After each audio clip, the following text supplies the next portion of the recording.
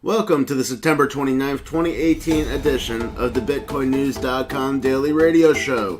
We cover the biggest stories of Bitcoin, blockchain, and cryptocurrency every single day. You can count on us being here. This is your host, Space Marine, live from space. Jumping right into the market analysis. Bitcoin's been sitting around $6,600 all day. It's been as low as maybe $6,500, actually $6,450, way early in the day, just after midnight. And then it was hovering around $6,600 almost all day. It's quite stable today. As for the rest of the cryptocurrencies, the Ripple rally continues. It's up to about 55 cents right now. So Ripple's really been rallying. It's approaching Ethereum's market cap. The Ripple market cap's 22.5 billion. Ethereum's at 23.5 billion. It's overlapped Ethereum like once at least for like a minute. So we'll see what happens with that. And now going right into our first story of the day. 1Broker was shut down by the Securities and Exchange Commission, the Federal Bureau of Investigation, and the Commodity Futures Trading Commission, the SEC, FBI, and CFTC. And so what happened here is an FBI agent, and 1Broker was a very popular platform since 2012. And Bitcoin only started in 2009. 1Broker's been offering Bitcoin products since 2012, like investment products.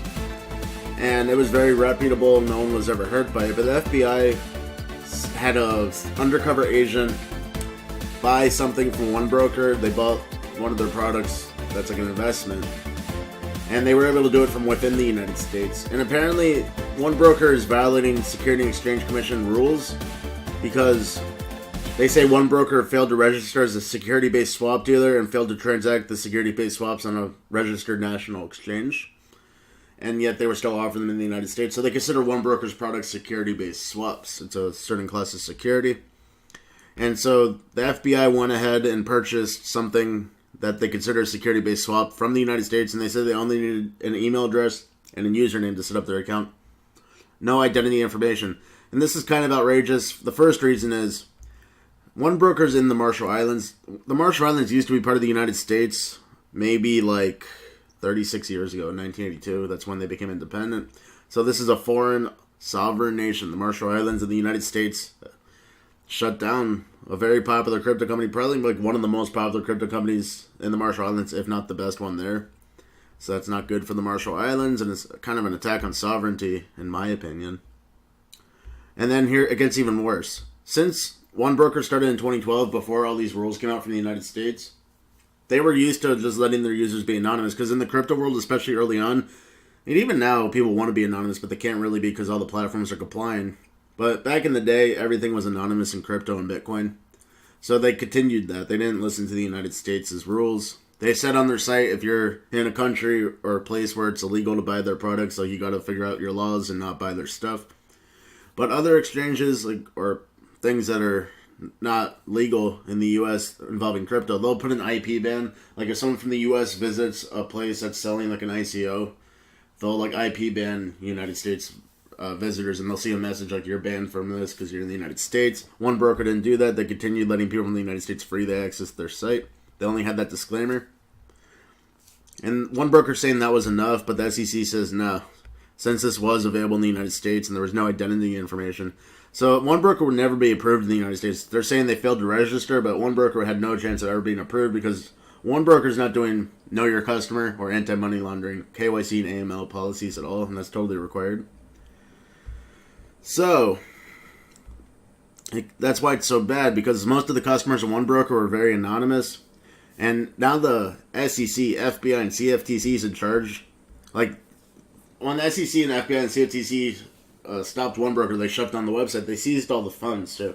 So 1Broker does not have control of giving the funds back to the customers, and that's like a big loss. There's a ton of people using this. It was very reputable. And since these people are anonymous for the most part, some of them might be in the U.S., so if they're anywhere where it's illegal to buy security-based swaps or whatever they're calling this, then they're not going to give their identity info over.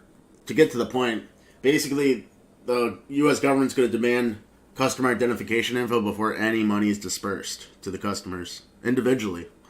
And so anyone from the U.S. is not going to be able to get it because it's illegal to do that on that platform.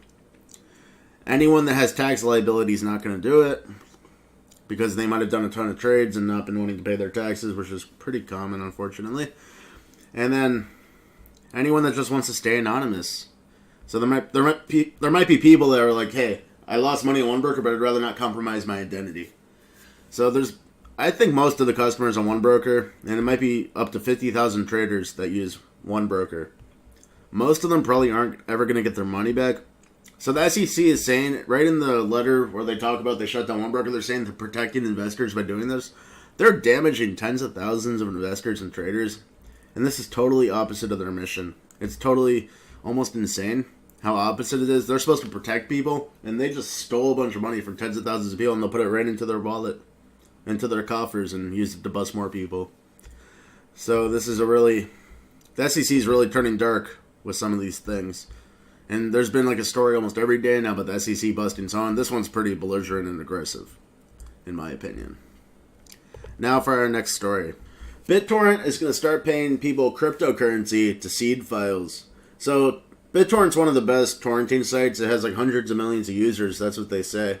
Even though it's been kind of like making a lot less money than before, because there's other platforms to get movies and stuff now, like Netflix, that are a lot safer and more legal. How torrenting works is someone uploads the original torrent file to the BitTorrent server, and then people download it, and then the people that download it have the choice of seeding it. Basically, they'll help other people downloading the file download it, so it becomes peer-to-peer. Like, originally the file was put on the BitTorrent server, but then other people download the file, and then they help other people download the file by using some of their bandwidth to help the other people download the file. That's called seeding. Seeding is basically like helping other people download the file too. And there's always been an incentive to seed. Basically, some platforms don't even let you download anymore if you don't seed, so you have to like seed the same amount you download to keep it going. And some platforms, like if you seed more than you download, you get like higher speeds for downloading. But now, BitTorrent's introducing actual money, payments, in Tron, which is TRX, and Tron is the number 13th cryptocurrency on the CoinMarketCap list at $1.5 billion. So it's up there. So Tron's a legitimate cryptocurrency TRX. And now BitTorrent's going to pay users to seed. So the longer someone seeds, the more bandwidth they use to seed, and the more storage space they give over to BitTorrent if they act like kind of like a server for BitTorrent. So storage space, bandwidth, and the longer duration of seeding, all three of those parameters will increase the amount of money of TRX they get paid.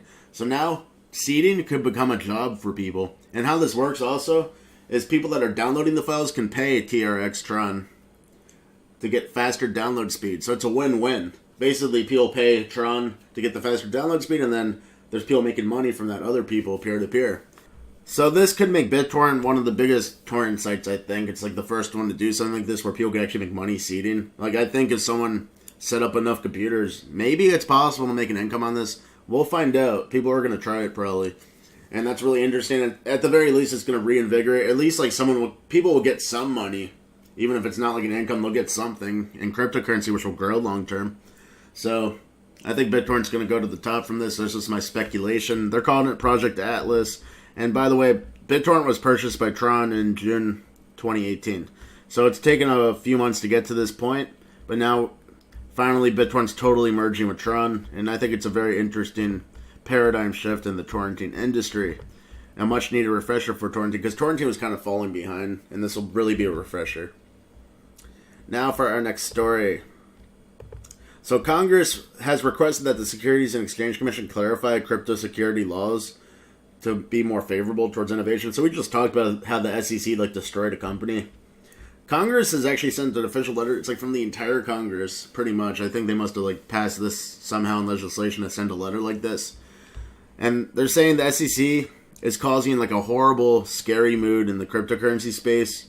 And it's unnecessary because basically the SEC's published some laws regarding what's a security in a cryptocurrency.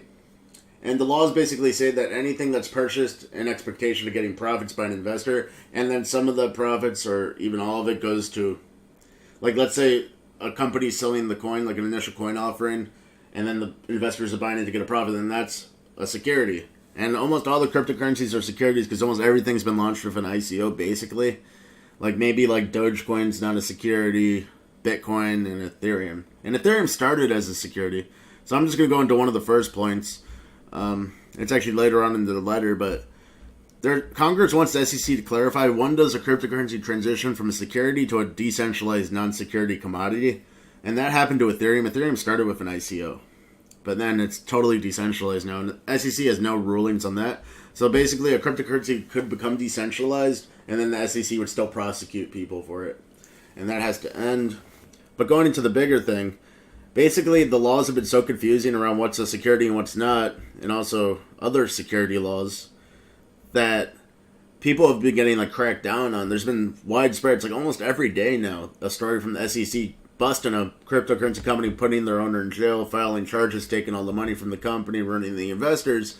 So it's causing a horrible scene, and a lot of companies are fleeing the United States now. Like, there's people that literally, if they have any money at all, they're just fleeing the United States and moving to another country. So all the talent's leaving the U.S., all the companies are leaving the U.S., and the ones that are here are getting destroyed.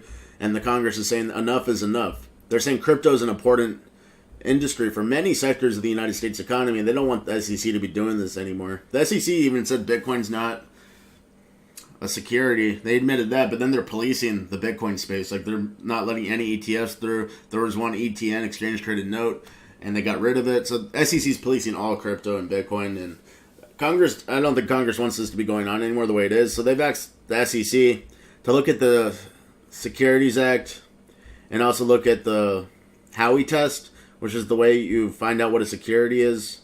And they want the SEC to actually submit back to Congress new rules that are improved to stop making companies flee the United States. And they also want the SEC to release like frequently asked questions and FAQ, and also examples, like a nice, easy to use website so crypto users can see what's a security and what they would get in trouble for. Because right now it's so confusing, a lot of people are getting in trouble. So the Congress wants the SEC to make the laws not only better, but a lot more clarified and easier to understand, so people stop getting in trouble, so we don't have this situation where tons of good people are getting arrested. It's like people that are just trying to launch a business and they're being legitimate and reputable, and then the SEC says, oh, you didn't register with us, but the SEC is not letting anyone register. I haven't heard of one crypto company that actually registered for an ICO. And it's so antagonizing the way they send their letters out when they bust someone. They're like, they should have registered. If anyone else wants to register, send us an email. They don't let anyone register. It's totally crazy right now. So the SEC is the Congress is saying, SEC, you're being bad. So we'll see what happens with this. I hope it improves. Now for our final story of the day. One man, one Bitcoin, 1 year around the world. This guy did it. He bought a Bitcoin in August 2017, and when he bought it, it was $4,724, and then he watched it drop to $3,350, and he was getting really upset. He felt like he's been used and he's getting depleted, and his plan was to travel around the entire world of it, and he's watching all his money dwindle away. But then the biggest Bitcoin rally in history occurred, and it went up to $20,000 by December, so he had a great time at that point, and he started traveling around the world already. And he was in Hong Kong at that point, and people were saying, hey, you should keep it. It's going to go up even more. He wanted to sell it, but he was convinced by he calls them OGs, which means like original gangster, I think. So some Hong Kong OG crypto people were telling him to keep it. He kept it, but then he didn't, it went down a lot, and he had to live in poverty pretty much for the rest of the year. He slept on people's couches. He was couch surfing across the entire world, which is really impressive. And he was going to like the Dollar Trees in every country and getting the cheapest food possible. So that must have been not that pleasant, but he met a lot of cool people. He did 28 interviews. He took 178 hours of footage. And some of the people he interviewed is John McAfee. And John McAfee said, he asked him, hey, what do you think about Bitcoin mining leading to global warming? And he says, I'll keep Bitcoin mining until the last polar bear drowns. So that's what John McAfee says. John McAfee is quite a character. He said he's going to chop off his Oscar Mayer wiener if Bitcoin doesn't go up to $1 million by 2020, so that's pretty impressive bet. I hope that doesn't happen to him. Let Bitcoin go to $1 million instead. And he also met Vitalik Buterin. So Vitalik Buterin's the primary co-founder of Ethereum, and he said Vitalik Buterin looks like an alien. And I don't want to be mean. He does look like an extraterrestrial. That might be a cool thing. Maybe he is. I mean, how did he come up with Ethereum? So that's an interesting thing. He didn't say much about Vitalik Buterin besides that. He said he also met Anthony Bourdain. And a week before Anthony Bourdain died, and Anthony Bourdain used to be on TV on the Food Network, I think, or something. And he was just eating food around the world. That was his job. And then he died. So I don't want to go too much into that, but he met him a week before he died. Other than that, he met a bunch of cryptocurrency people. In Cambodia, he found people that were building houses with the help of Bitcoin funding. In India, you found people that were using cryptocurrency to get ahead because in India everything's so cheap, and so if you do any cryptocurrency activity at all, you can make a lot of money relative to Indian standards. And then also in China, mining is still allowed, and crypto mining frees people from the oppressive government. So that's what he says. And his point of all this, it started as a trip, but now he wants to make a movie. He says Bitcoin is under attack by like Warren Buffett and other people. Like he has some quotes in his trailer that you can see on Bitcoin News in the article about this. In the trailer, one person says, "What if kids grow up and buy something horrible like Bitcoin? And Bitcoin's gonna be worthless. Bitcoin has no value, etc." And he's saying it's total lies and they're lying to everyone. So he wants to make a movie with the proof how crypto sets people free. That's the point of this. His trip around the world with one Bitcoin's proof that crypto sets people free. And he's making a movie out of his 178 hours of footage. So he's asking for donations. He's asking for people to pay it forward, because if people pay it forward and this movie is really good and causes a rally or anything like that, and then it is paying it forward, they'll get their money back. And I think it's a good cause. And he said he's going to release it on Amazon Instant Videos once the editing's done. So he needs money for editing, because I guess he has no money. So he needs some money to like be able not to work and edit the movie instead of like working at like a fast food restaurant or something.